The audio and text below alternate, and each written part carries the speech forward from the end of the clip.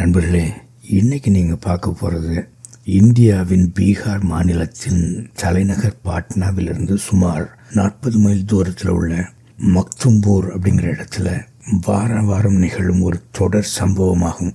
இது ஞாயிற்றுக்கிழமை காலை நேரம். மக்தும்பூர் ரயில் நிலையத்திலிருந்து ஒரு ரயில் வெளியேறி செல்கிறது. அதிலிருந்து இறங்கிய ஏராளமான மக்கள் பிதா பரமேஸ்வர், ஈஸ்வர், பரமாத்மா என்றெல்லாம் அழைக்கப்படும் கடவுளை வணங்க ஒரு குறிப்பிட்ட தலத்தை நோக்கி சென்ற வண்ணம் இருக்கிறார்கள். அங்கே நிறைய அற்புதங்கள் நடக்குது. ஆனால் இந்த கதையை சொல்றதுக்கு முன்னால பிதா பரமேஸ்வர் அப்படிங்கிற பிதாவாகிய தேவனுக்கும் பண்டைய இந்தியர்களுக்கும் இடையில் உள்ள ஒரு விசேஷ தொடர்பை பற்றி சில விஷயங்களை கூற விரும்புகிறேன். நோவாவின் பெருவெள்ளத்திற்கு பிறகு பரத மகாராஜா என்று அழைக்கப்பட்ட நோவாவின் மகனான பைபிளின் சேம் பண்டைய இந்தியாவை ஆட்சி செய்து வந்தார். அவர் தனது தந்தையின் கடவுளான யாவே தெய்வத்தை நாராயணர் என்ற பெயர் கொண்டு வணங்கினார். அதாவது தண்ணீரில் இளைப்பாறியவர் என்ற பொருளுடன். கிறிஸ்தவர்கள் இவரைத்தான் பரமபிதா என்று அழைத்து இன்றும் வழிபடுகிறார்கள். இருப்பினும் இந்திய அரசாங்கம் கிறிஸ்தவத்திற்கும் அவர்களின் கடவுளுக்கும் எதிராக செயல்படுகிறது. மேலும் பல மாநிலங்களில் மதமாற்ற எதிர்ப்பு சட்டங்கள் உள்ளன. ஆனாலும் நீதியுள்ள பரத மகாராஜா என்ற பைபிளின் சேமின் நிமித்தமாக நமது பரமபிதா இந்தியர்களை இன்னமும் நேசிக்கிறார். ஆபிரகாமிய ஆசீர்வாதங்கள் இன்றும் யூதர்கள் மேல் இருப்பதைப் போல.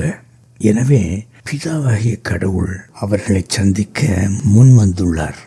இங்கே நீங்கள் பார்ப்பது பிதா பரமேஸ்வர் என்று அவர்கள் அழைக்கும் பிதாவாகிய கடவுளை வணங்கப் போகும் மக்கள் கூட்டம்.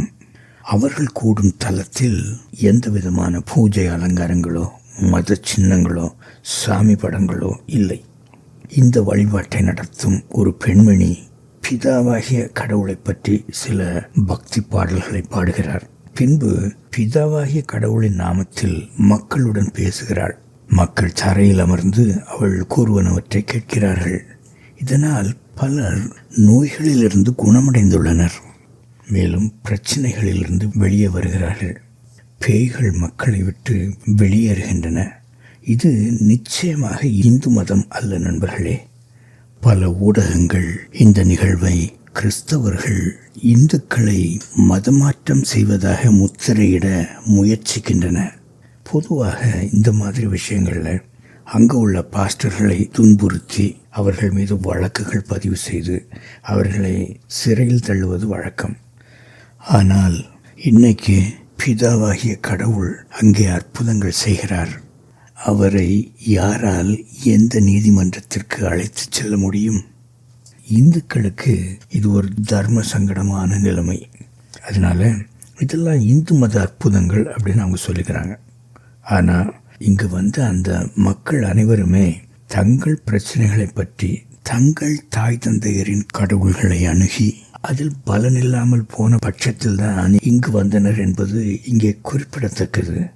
யார் என்ன சொன்ன போதிலும் பிதாவாகிய தேவன் அவர்களை நேசிக்கிறார். மேலும் அவர் ராஜாவுக்கு ராஜா யார் என்பதை நேபுகாத்நேச்சாருக்கு காட்டுகிறார். அது கர்த்தராலே ஆயிற்று. அது நம்முடைய கண்களுக்கு ஆச்சரியமாக இருக்கிறது நண்பர்களே. தேவனுக்கு மகிமை உண்டாவதாக. எனது இந்த வீடியோவை பார்த்ததற்கு மிக்க நன்றி. மீண்டும் சந்திப்போம். வணக்கம்.